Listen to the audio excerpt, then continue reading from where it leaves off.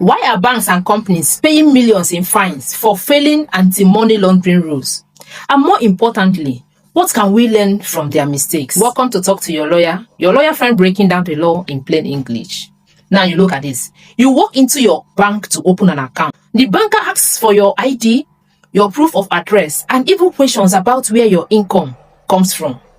You might think, why so nosy? But these steps are part of something called AML, anti-money laundering compliance. When companies skip these steps, regulators don't just give warnings. They give massive penalties. Now, what is AML? AML stands for Anti-Money Laundering Laws, designed to stop criminals from hiding illegal money inside the financial system. It requires banks, fintechs, real estate companies, and businesses that falls under the designated non-financial institutions, and even lawyers in some countries, to check who their customers really are, monitor suspicious transactions, and report them. Now let's look at some global lessons from recent cases of anti-money laundering consequences.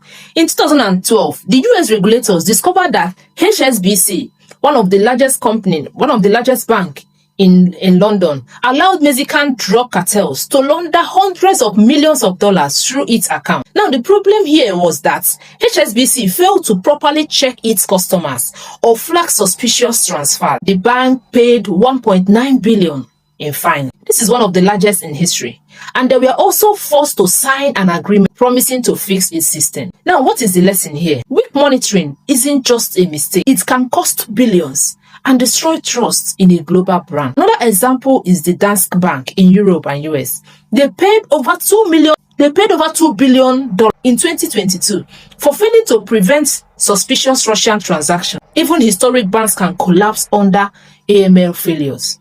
In Nigeria, we've equally witnessed some CBN sanctions. Several banks have been fined hundreds of millions of naira for failing to meet the KYC and AML reporting requirements under the Money Laundering Prevention and Prohibition Act 2022. So, Nigerian regulators are getting tougher. No institution is too big to be checked. AML isn't just paperwork, it's protection. If you run a business that handles money, don't cut corners on compliance. Train your staff, know your customers, and monitor transactions, because regulators aren't asking if there will catch lapses, they're asking when.